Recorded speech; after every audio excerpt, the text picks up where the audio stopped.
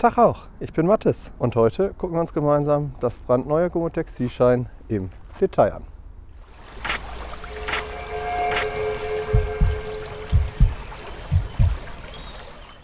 Ein kleiner Hinweis vorab. Dieses Boot habe ich von Gomotex für die Dauer des Tests kostenfrei zur Verfügung gestellt bekommen und das Boot wird dann von mir nach Testaktivität wieder zurückgeschickt. Außerdem handelt es sich bei diesem Boot, was ich hier teste, um eine Vorabversion. Es könnte also sein, dass sich bis zur Marktversion noch die eine oder andere Kleinigkeit an dem Boot ändert. Dies werde ich dann aber hier unten in der Videobeschreibung vermerken. Das Gomotex Seashine wird in einem ausreichend großen 135 Liter Packsack geliefert. Darin verstaut sind das Boot inklusive angenehm langem Zurgurt, 2 Versteifungselemente, 2 Sitze, 2 Fußstützen, eine Finne, ein Schwamm, ein Reparaturset inklusive Ventiladapter sowie ein Ventilschlüssel. Das Gomotex Seashine gibt es in der Farbe Rot. Das Boot kann in einer 1er oder einer 2er Konfiguration gefahren werden. Es ist 18 Kilogramm schwer, 4,70 Meter lang und 82 cm breit. Die maximale Traglast beträgt 250 Kilo. Das Seashine besitzt 3 getrennte Luftkammern. Die Bodenkammer besteht aus Dropstitch. Die Seiten dürfen je mit 0,25, der Boden mit 0,5 bar befüllt werden. Es ist je ein abnehmbares Verdeck für die 1er sowie die 2er Konfiguration verfügbar. Laut Hersteller ist das Boot bis zur Wildwasserstufe 2 geeignet.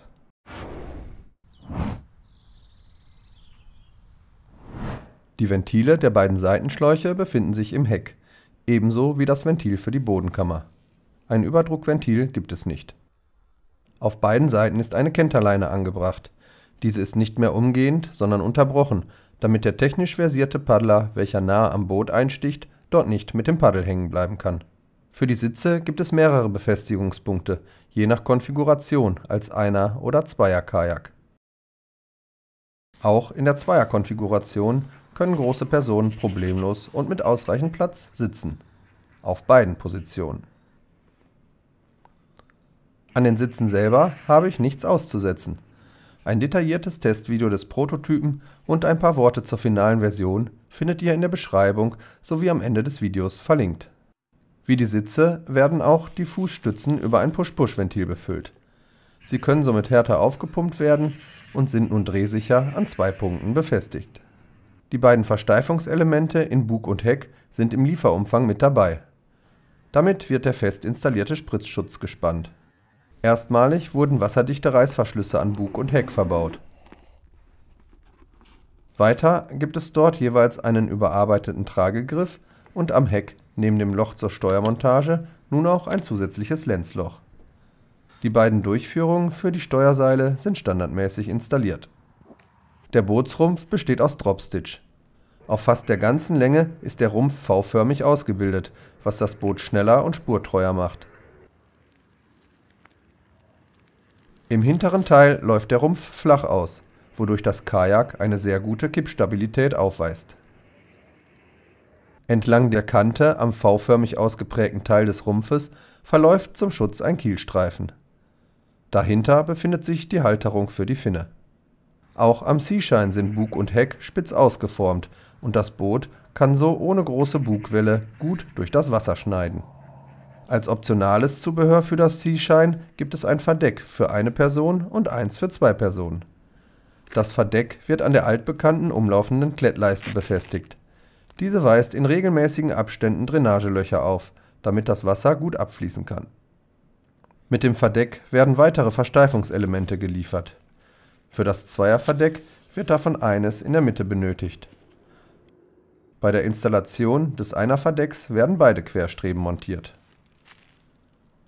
Sowohl am 1er-Verdeck als auch am 2er ist vor der Sitzluke jeweils ein kleines Gepäcknetz angebracht. Weiteres optionales Zubehör ist eine Steueranlage. Das hier zu Darstellungszwecken abgebildete Steuer ist allerdings nicht das Originale. Und falls man mit Verdeck unterwegs ist, macht eine Spritzdecke der Größe CL87 durchaus Sinn.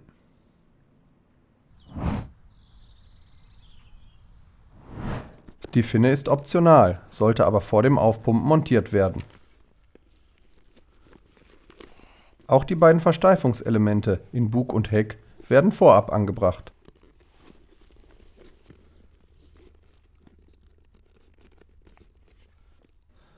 Danach kann gepumpt werden. Ich benutze eine Standard 4 Liter Doppelhubpumpe. Nach ungefähr 42 Hüben je Seitenkammer und 46 Hüben für den Boden ist das Boot fertig aufgepumpt. Zugegeben, in dieser Geschwindigkeit eine schweißtreibende Angelegenheit. Lässt man sich ein wenig mehr Zeit, ist das Boot insgesamt aber auch noch gut ohne elektrische Hilfe zu befüllen.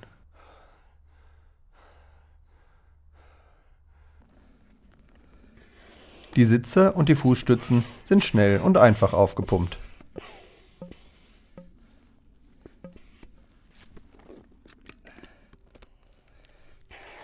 Es empfiehlt sich, zumindest die Fußstütze vor Aufpumpen des Bootes zu montieren. Mit bereits prall aufgeblasenen Seitenschläuchen bekommt man die Riemen nämlich nicht mehr durch die seitlichen Führungsschlaufen gefädelt. Fertig!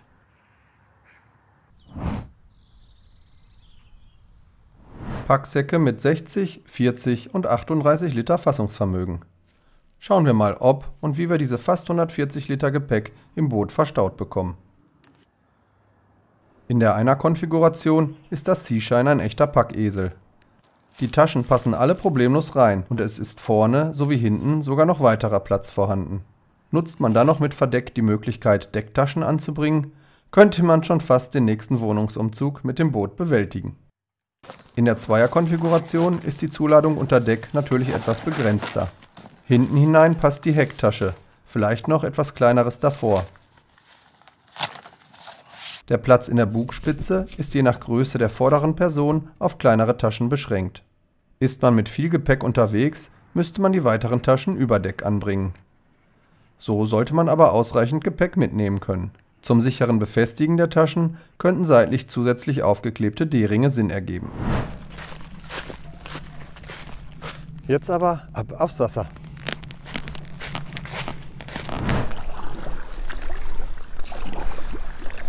Das Einsatzgebiet des Gomotex Seashine ist sehr universell, muss ich sagen, egal ob stehendes Gewässer, fließendes Gewässer oder eben auch wilderes Wasser bis zur Wildwasserstufe 2. All das kann man mit diesem Boot mühelos machen, das steckt das Boot problemlos und gutmütig weg. Auch bei der Tourenlänge ist dieses Boot für alles zu gebrauchen, egal ob die kurze Feierabendrunde auf dem lokalen Badesee oder aber eben die zweiwöchige Gepäckexpedition auf unbekannten Gewässern. Dieses Boot macht alles mit. Einzig natürlich auf Kleinstflüssen ist dieses Boot jetzt nicht die erste Wahl, rein aufgrund der Länge.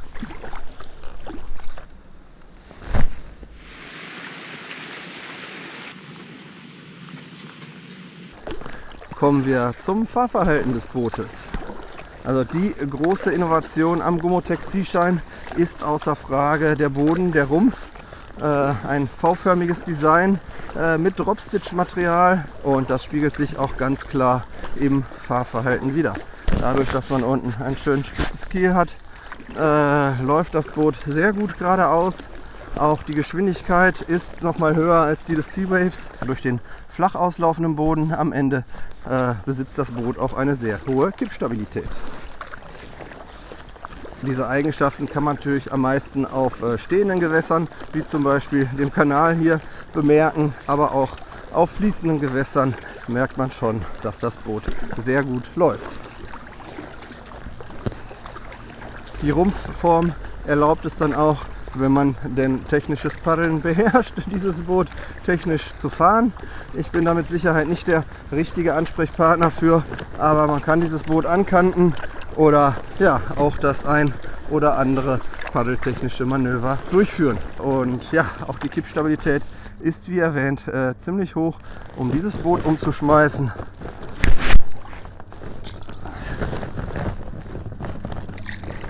Muss man das schon richtig wollen. Wenn wir das Ganze dann mal etwas schneller angehen wollen, schauen wir mal.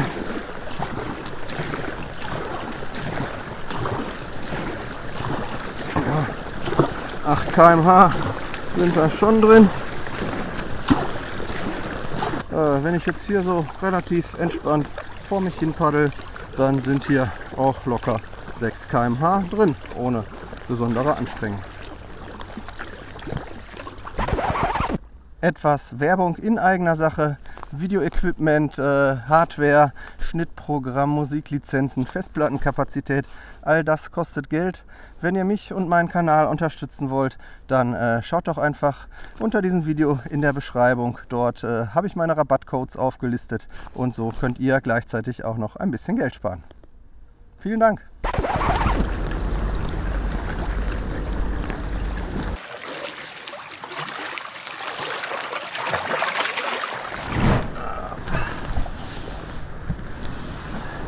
So, zurück auf der Lippe. Ja, normalerweise kommt jetzt hier ein schöner Schwall, der ist aber aufgrund des Wasserstandes komplett überspült. Ja, wer wissen möchte, wie das Boot sich in bewegterem Wasser verhält, der kann dazu einfach mein Video auf der Sieg anschauen. Die komplette Playlist zu allen Videos, die ich hier mit dem Seashine gemacht habe, verlinke ich am Ende des Videos.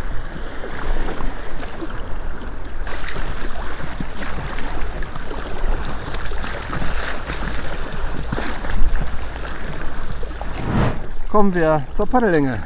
Dieses Paddel ist verstellbar von 2,25 Meter bis 2,35 Meter. Momentan fahre ich es auch komplett ausgezogen, also mit 2,35 Meter. Damit komme ich in diesem Boot gut zurecht. Meine Empfehlung lautet also irgendwas zwischen 2,30 Meter und 2,40 Meter. Solltet ihr wirklich nah am Boot einstechen, also relativ steil, dann kommt ihr vielleicht auch mit 2,20 Meter hin. Drunter macht es aber, glaube ich, keinen Sinn. Was gefällt mir gut an diesem Boot? Ja, ganz definitiv die Rumpfform. Wie schon erwähnt, das Boot läuft super, fühlt sich einfach gut und sicher an und ist sehr angenehm zu fahren. Als zweite große Sache möchte ich die Sitze nennen. Mit diesen komme ich jetzt auch super zurecht. Das Push-Push-Ventil bei den Sitzen ist ein Segen. Nicht mehr dieses Gefummel. Wer die alten Gomotex-Ventile kennt, der weiß, was ich meine. Und ja, also die Sitze sind für mich definitiv das zweite Highlight an diesem Boot. Weiter verbessert wurden auch die Fußstützen. Diese sind nun auch mit einem Push-Push-Ventil ausgestattet, haben eine vernünftige Härte. Dadurch, dass sie an 2 Punkten befestigt werden, dreht sich da auch nichts. Und ja, diese kann man auch wunderbar benutzen. Ein fester Stemmbügel, wie er zum Beispiel in der Steueranlage enthalten ist, ist natürlich nochmal eine andere Kategorie. Aber in dieser Form sind die Fußstützen durchaus zu gebrauchen und als ausreichend zu bezeichnen. Ebenfalls gefällt mir relativ gut, dass dieser fest montierte Spritzschutz am Boot vorne und hinten deutlich länger geworden ist im Gegensatz zum Seawave und dass dort auch der Spreizbügel schon enthalten ist im Lieferumfang vorne und hinten. Das ja, sorgt nochmal dafür, dass in Wellen nicht mehr ganz so schnell Wasser reinläuft und gibt dem Boot nochmal eine bessere Steifigkeit. Dafür gibt es auch den Daumen hoch. Zudem gefallen mir persönlich die wasserdichten Reißverschlüsse vorne und hinten relativ gut. Wenn man mit Verdeck unterwegs ist, ist es doch schon angenehm, so an Kleinteile ranzukommen, ohne jedes Mal das Verdeck aufkletten zu müssen. Das sehen aber leider wohl nicht alle so. Und so sieht es danach aus, als ob der vordere Reißverschluss es nicht bis in die Serienproduktion schafft und leider entfällt. Der hintere soll aber bleiben. Weiter finde ich persönlich das zweite Loch im Heck, das Lenzloch, auch sehr gut. Ja, selbst wenn man ohne Steuer unterwegs ist, ist dieses Loch halt jetzt ganz hinten am Boot und wenn man darüber lenzt, dann verbleibt auch kein Wasser mehr im Boot. Leider wird es aber wohl auch dieses Lenzloch nicht bis in die Serienproduktion schaffen. Es gab wohl Versuche, das Boot mit installiertem Steuer über dieses Loch zu lenzen. Bei dem originalen Steuer, welches ich nicht besitze, gab es da wohl Probleme, das Boot überhaupt auf die Spitze zu stellen. Deswegen wird jetzt die Sinnhaftigkeit dieses zweiten Loches wohl angezweifelt. Mir persönlich gefällt es, wie gesagt, auch ohne Steuer. Selbst mit offenem Boot kann man über dieses Loch wunderbar lenzen. Man hat dann wirklich alles Wasser draußen. Aber auch das liegt nicht in meiner Hand. Eine weitere Sache, die mir gefällt, auch wenn es nur als Kleinigkeit anmutet, wenn man es dann aber benutzt, weiß man es zu schätzen, das ist die Länge sämtlicher Riemen. Sowohl an den Sitzen als auch der Riemen, der nachher ums Boot beim Verpacken rumgezogen wird, sind mehr als ausreichend lang und ja, das macht gerade das Einpacken doch schon leichter, als wenn man dieses kleine Stück Restband durch die Schnalle friemeln muss. Und last but not least, was mir als Neuerung noch gut gefällt, diesmal beziehe ich mich dabei auf das Verdeck, dass man jeweils vor der Sitzluke ein Gepäcknetz hat und nicht mehr, wie es vorher war, so eine Gummileine, weil sich so Kleinigkeiten einfach viel besser und sicherer dort verstauen lassen. Ja, wo Licht ist, ist auch meist Schatten und ja, es gibt auch ein, zwei Sachen an dem Boot, die mir da nicht so gut gefallen. Anfangen möchte ich mit den Tragegriffen. Die wurden neu gestaltet, weil es wohl Beschwerden gab, dass sich die alten bei schweren Booten in die Hand einschneiden, die flachen. Jetzt sind sie rund, allerdings finde ich diese Griffe relativ schmerzhaft, da sie aus Hartplastik sind. Und ja, also in der jetzigen Form mag ich diese Griffe überhaupt nicht. Aber auch da ist man, glaube ich, noch nicht fertig in der Entwicklung. Da guckt man sich noch andere Alternativen an. Es könnte sein, dass sich da noch bis zur Serienreife des Bootes die Griffe verändern. Ein weiterer Punkt, der mir persönlich nicht so gut gefällt, von dem ich aber verstehen kann, dass er im Vergleich zum Seawave verändert wurde, ist, dass die Kenterleine auf beiden Seiten eben nicht mehr umlaufend ist, sondern wir nur noch vorne und hinten so ein Stück haben. Ich fand es, wie gesagt, immer praktisch, auch das Boot dran festzuhalten, irgendwie aus dem Wasser zu ziehen oder sonst wie. Ich kann aber verstehen, dass die Leine nicht mehr rundherum geht.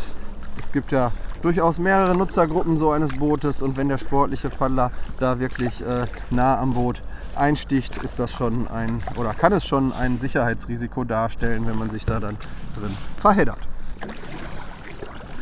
Der nächste Punkt, der aber eigentlich auch fast alle Gomotex Boote betrifft, ist die Position der Ventile. Diese sind natürlich beladen, schwer zu erreichen, so wie sie jetzt sind. Möchte man irgendwie den Druck kontrollieren, vor allem den der Bodenkammer, oder was nachpumpen, muss man jedes Mal das Gepäck da ausräumen. Es gibt durchaus Firmen, die haben zumindest die Ventile für die Seitenschläuche oben auf den Seiten.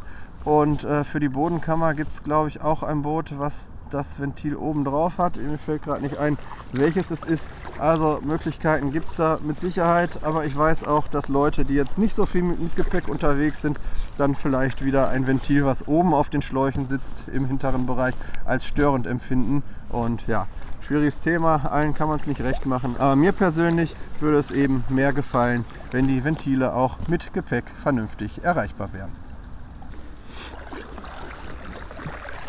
Die Farbe des Verdecks hat mir erst auch nicht so gut gefallen. Da muss ich sagen, da ist das Seawave mit Verdeck optisch schon schöner. Aber ich muss sagen, mittlerweile habe ich mich dran gewöhnt. Also das geht schon in Ordnung so. Aber ja, das Seawave in schwarz-rot obendrauf finde ich schon schöner. Aber mit Sicherheit kein Ausschlusskriterium für dieses Boot und auch rein persönliche Befindlichkeit. Ja, das Fazit hier schon am Zielort angekommen im Stehen, weil die Strömung mich doch schneller hier hingetragen hat als geplant. Das Boot macht Spaß, Punkt. Die Änderung an der Rumpfform ist voll aufgegangen. Das Boot ist schnell, spurstabil, hat einen guten Geradeauslauf und ist auch steifer als das Seawave. Und wie schon erwähnt, im Grunde ein gutes Allrounder-Boot, bis eben mit der Einschränkung für kleinste Gewässer. Aufgrund der Länge ist das dann eher schwierig.